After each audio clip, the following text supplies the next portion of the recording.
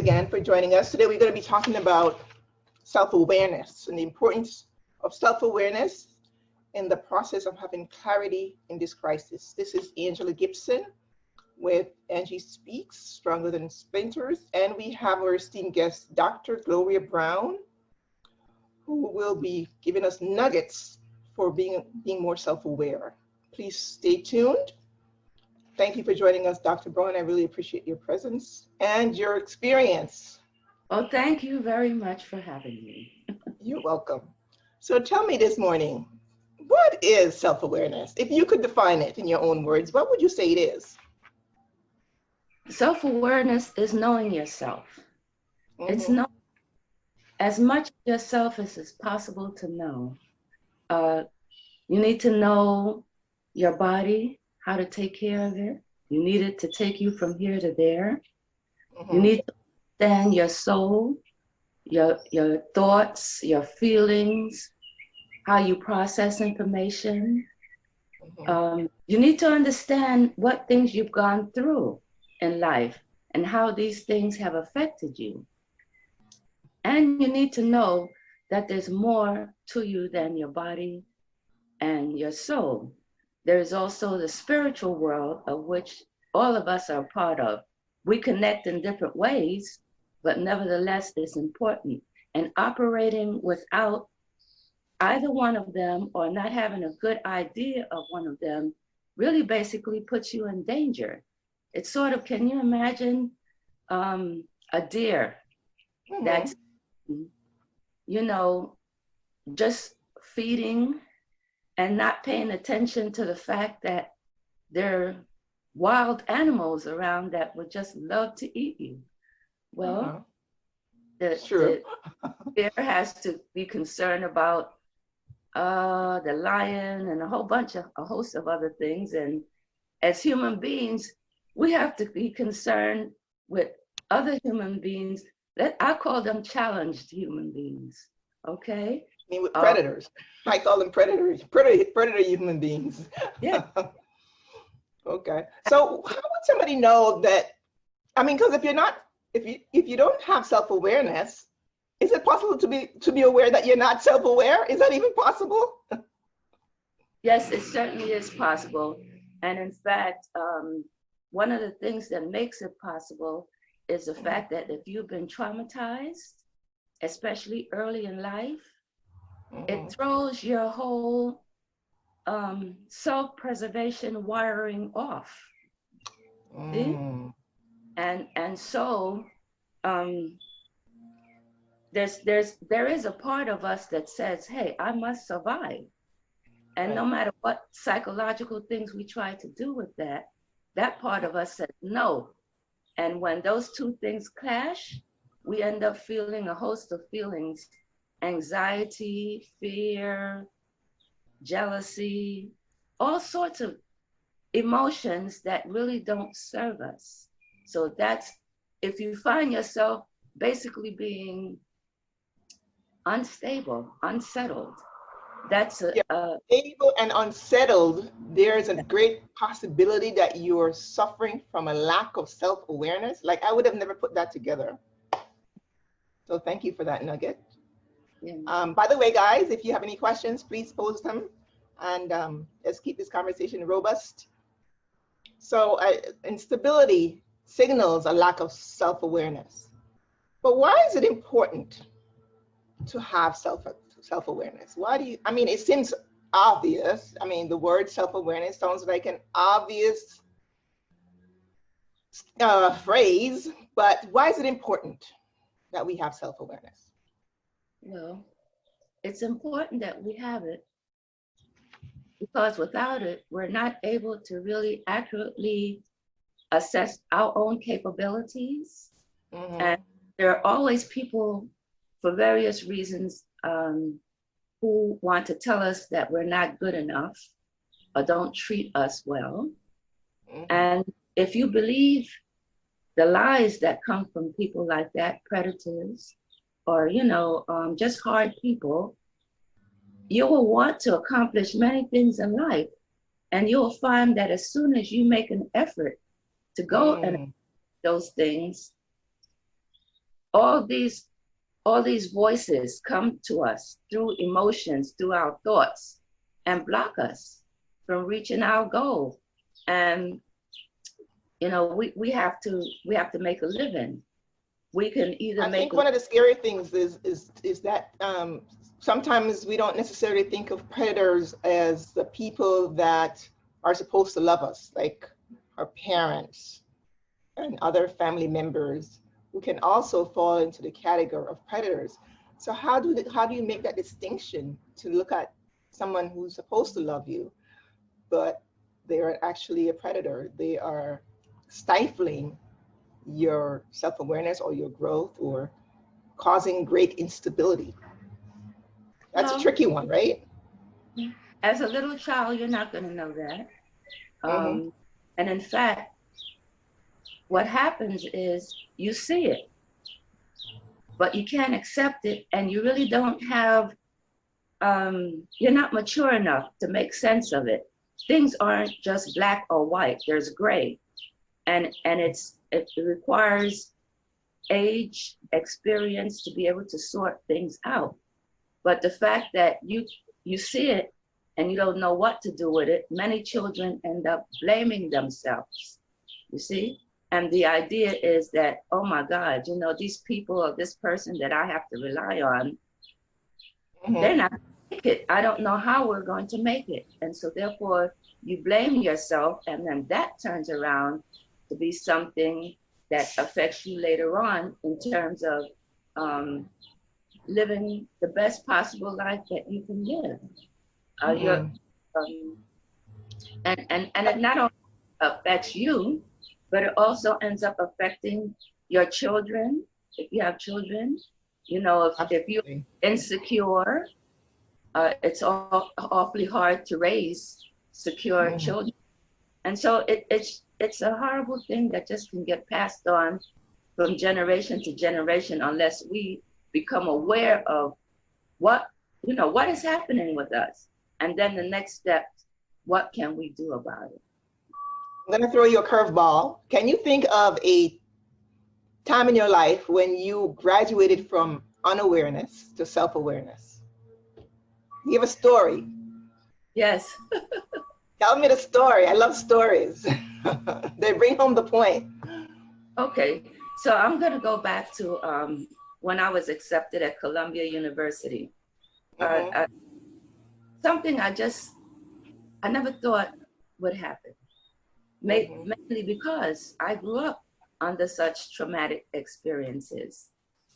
Traumatic experiences that although I know I was capable, there was always this this idea that I shouldn't have stuff. I'm not going to go into why I shouldn't have it, but the self-awareness parts comes when I was signing in, after I was accepted into Columbia, and my advisor went around to find out who was everyone there. And it didn't take me very long to understand what she was looking for. She was straining to make sure that the proper people came in. Wow. Now, what was her question again? What was her question? What constitute the proper people? Can you break that down for me? I'm a little slow. Who are you? Where do you come? Are you the nice middle class person? Or are you the ghetto person that snuck in? Well, I was the ghetto person that walked in. You were a ghetto person? You lived in the ghetto. I grew up, a part of my life was in the ghetto. Not all of my life, but a part of my life. And what I wasn't aware of is how angry I was. You see? Injustice has been something that's been an issue for me. And I didn't realize when I was assessing the whole situation, I knew what she wanted and I knew what I needed to say. For all practical purposes, I looked like I was the upper of middle class people. Why? Because the people that recommended me were all MDs, and they all gave me outstanding you know, recommendations because I couldn't handle it. Huh? She couldn't handle it, huh? No. She was okay with that. She thought I was this upper middle class person. Okay. Okay. And when I said to her, "Oh, I'm from Harlem," oh dear, that's what she for. But had I been aware, I wouldn't have fallen into the trap. But because I wasn't aware and I wasn't controlling my emotions, I fell into the trap, and the trap ended up costing me an extra year. Wow. And how did the trap manifest itself? What was the trap? What did you do when you were caught in this trap? I imagine a mouse in a trap. They're trying to wiggle to get out. What exactly did you, oh, you don't want to answer that question? It's too personal? No. I used of my survival skills to get out of there. And what that included was to use my understanding of mental health and the circumstances. I came back to awareness. Oh my goodness, you have been in the service for about 10 years. These people are still racist. They don't care. They don't love you. They don't want you. Okay? How are you gonna get out of this? So then it was, okay, what's the legitimate way of getting out of it besides getting a gun and blowing her head off? That's where I was at that time, okay? Well, you were packing, so you wanted to blow her head off, okay. Well, I was a soldier. I mean. I get it. Okay? So what I did is I said, okay, what is the acceptable way of getting out of this? Clean. And what I did was I said, well, you know, I went to the dean and I said, listen, I'm having a problem adjusting to civilian life. I need a little time, you know, to make that adjustment. And so then he said, okay. From her end, she expected me to continue to act out of anger. And if I had done that, I would have been put out of the school. Was her goal. She said to me, I don't know how you got in here. Oh, what happened to recommendations that she was impressed with before? Huh? Say it again? At first she was impressed with the recommendations that you got from all the MDs. So what changed to the point where she's like, I don't know how you got in here?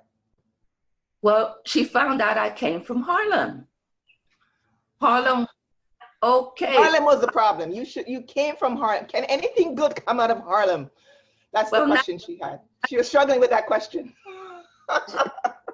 Asked the question, she said nothing good can come out, and I don't want anything coming out of there to survive. Oh, that's heavy stuff. So that's survival. Remember I was saying you have to be aware of who you are, what your strengths, what your weaknesses are. If I had been aware, I would have had a conversation with myself to say, listen, you know where this lady is going. You know you have an issue with anger. Don't allow your anger to interfere with your goal of getting a degree from Columbia University. That's the heat. Why would you allow anything to interfere? Right. So, but you graduated from the lack of self-awareness in that instance, right? Turned it around. I can't hear you. Say that one more time. I turned it around. I recognized that I was being, and so, you know, I proceeded to use my strengths.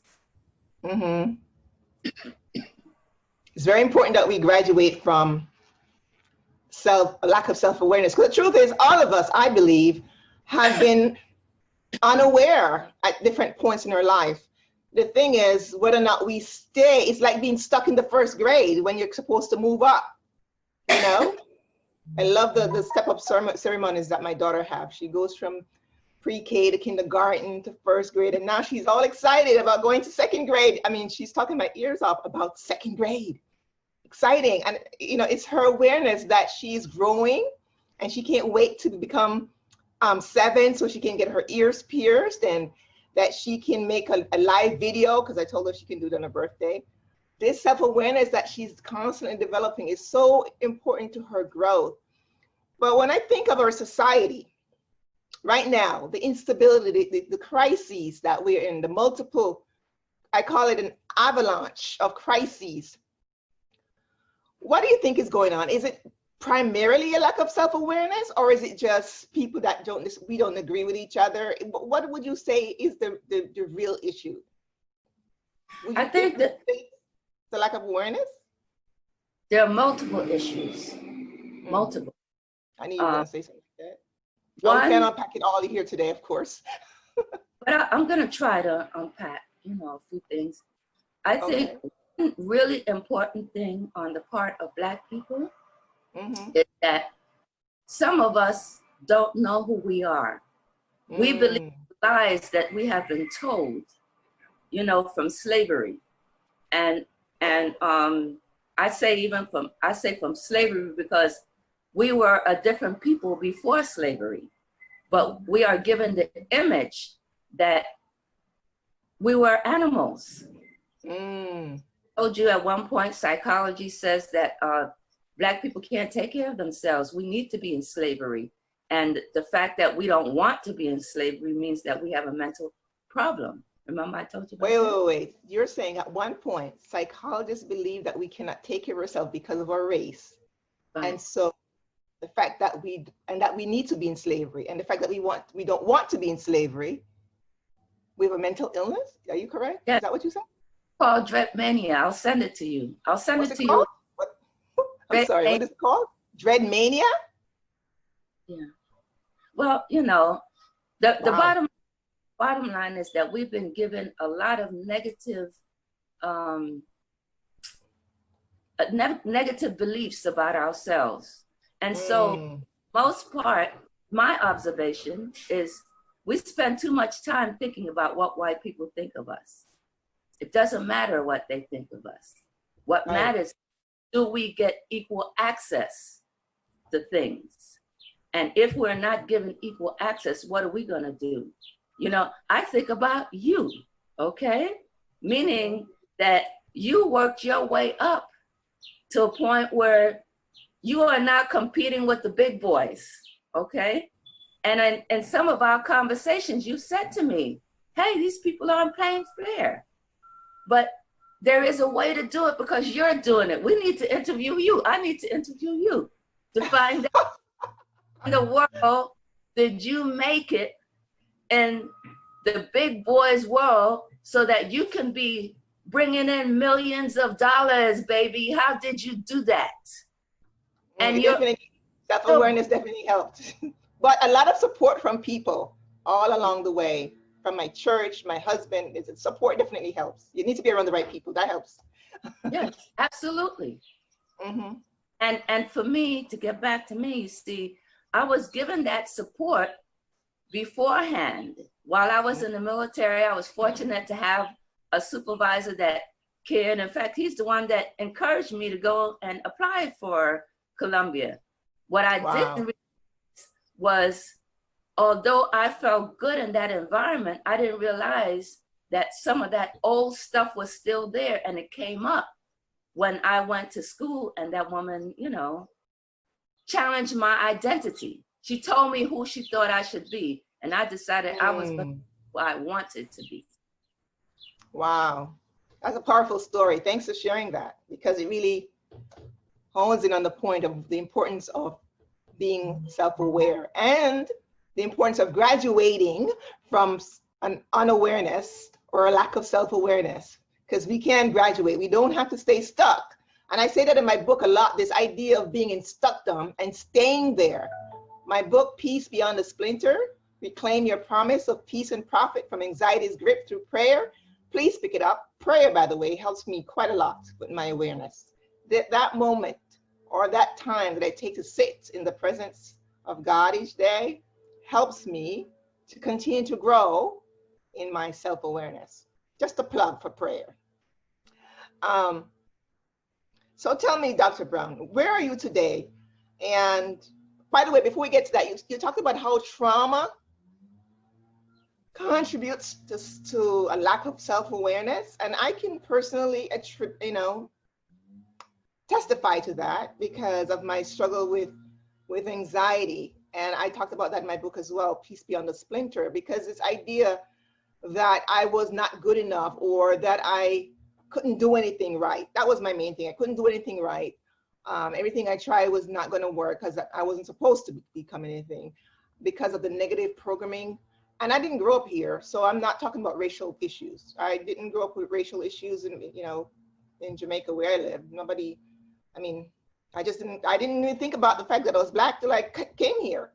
It didn't really occur to me. It wasn't an issue. It was a non-issue. But what I'm talking about is the familial, you know, the trauma that occurred in my family, the dysfunction. And the thing to become aware of is that during this crisis, there's a lot of dysfunction on multiple levels. I know we are more inclined to think about the racial tension now, but I know people who are having domestic violence issues. I mean, things that are just tearing and traumatizing children in the household.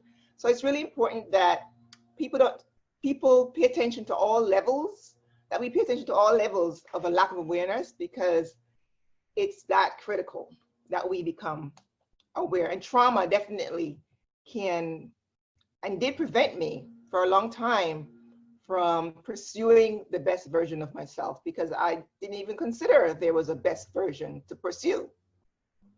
See how messed up that is? When you're not even aware that there is a best version to pursue of yourself, when God created us with this promise and possibility. So you said that trauma is psychological and emotional, stressful events that shatters our sense of security, and it can leave us feeling helpless in a dangerous world. And there's no question that we are feeling a lot of danger these days. But how can we develop self-awareness, Dr. Brown? If you could give the audience some nuggets today about how they can develop self-awareness, what would you tell them for those who are listening or who will listen on the replay? Well, I think the beginning of it is that you have to be willing to look at yourself and what you've gone through, and that's not always the easiest thing to do, because when we do a honest assessment of ourselves and the people who were around us, who we needed to support and encourage us, we're going to end up feeling a lot of pain, a lot of anger, but we have to be willing to face those things. And many people are not. That's one thing, is you have to be willing to really look at yourself. And I think another thing that helps is to keep a journal. If you keep a journal, it is very helpful. You can keep track of your thoughts and you keep track of what's happening at that time. And you're able to connect, you know, events with feelings, and then begin to figure out what things you need to work on. By the way, I do have glowin.com, which is a journal on the internet, and it's free, and it lasts for about a year. So if you go and put things in, information in, then what will happen is you'll get a graph that actually lays out, you know, what are you feeling, you know, what are you going through at that time? It will give a picture, like a visual representation of your emotional state. Yes, yes. Hear that, guys? Dr. Brown has a journal online called Glow In, where if you put in your emotions, is that correct? It will give you a visual representation of how you are doing throughout the period, whatever period of time you stay on there. It's free. Whatever period of time you stay in there.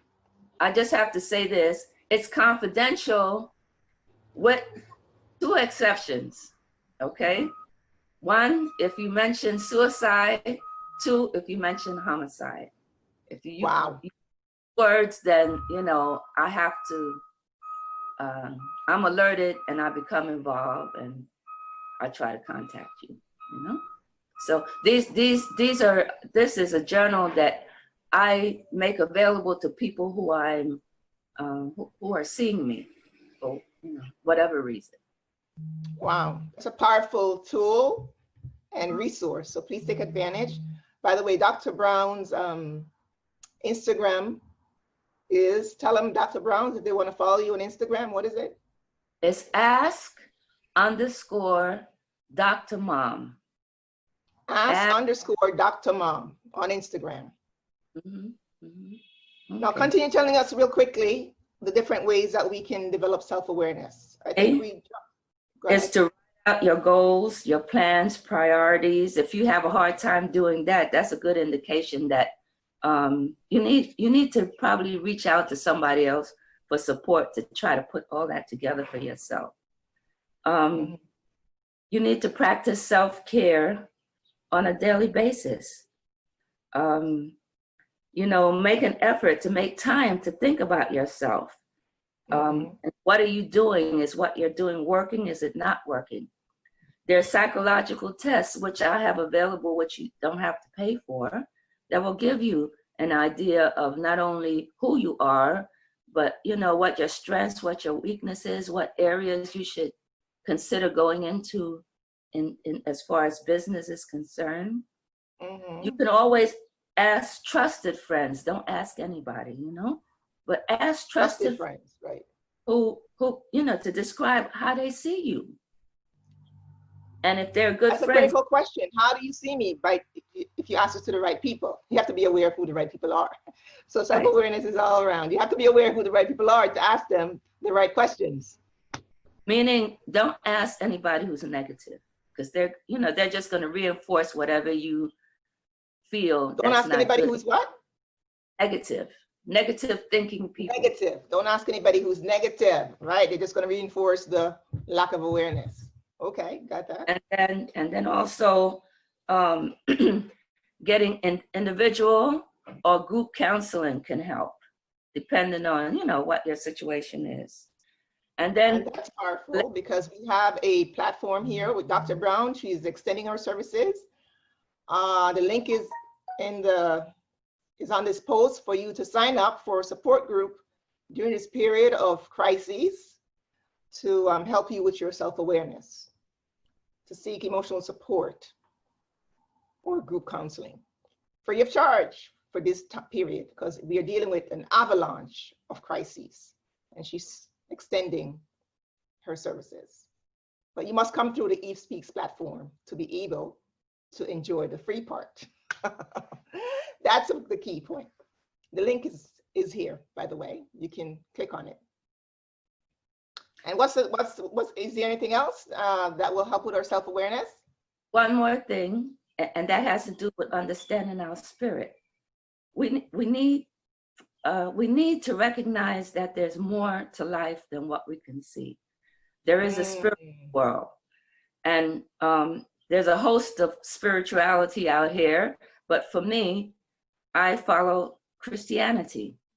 And in following Christianity, what I learned is that I have to be willing, in order for me to have a relationship, which is all this about church, it's one basic thing, and that is to have a relationship with Christ, to know him, get to know who he is, and know what he says about you and who he says you are.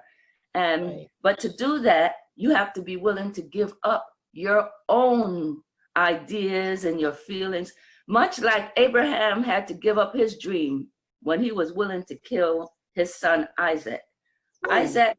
Isaac was the dream. He waited so many years to have a kid. God had promised him that. And that was supposed to be where all this multitude of people will come from. And God said to him, sacrifice him. And his faith was such that he said, you know what? All my hopes and dreams are going. But God, I don't understand how you're going to work this out. But I know you're going to work it out. And so he took his son up there, and as soon as he was willing to plunge the knife into him, God said, stop. He said, now I know that you put me first. We have to be able to put God first like that if we want to have serious answers and to know who he is. And many people don't know or understand that. They think church is about going and doing, activities. Some people think it's a social club. People think all things, you see, but you have to have that relationship in which you can go and talk to God. That's what we call prayer. Prayer isn't okay, God, I want 10 things and make it happen right now. Okay? He's not Santa Claus. Oh, no. Or the ATM machine. You see? It's more like, I recognize that you are God. And you make promises to me. You don't know that unless you spend the time to read and find out what they are. And then when people tell you that you're nothing and you're nobody, I don't care what situation you came out of. You go by what God says, not by what other people says. And now you will be aware, your identity will be intact, and no matter who comes against you, it just won't matter. Wow, I have to stop here, but thank you so much for those beautiful nuggets that you shared with us. Self-awareness is critical to navigating these crises. And as I said before, please join us through the Eve Speaks platform. The link is on this post. Hi, Eileen, thanks for joining. Andrea King, thanks for joining. And please, any questions you have, go ahead and post it. As I said before, Dr. Brown can be reached at asked_Dr. Mom. Also take advantage of the online journal where you can put in your information and get a visual representation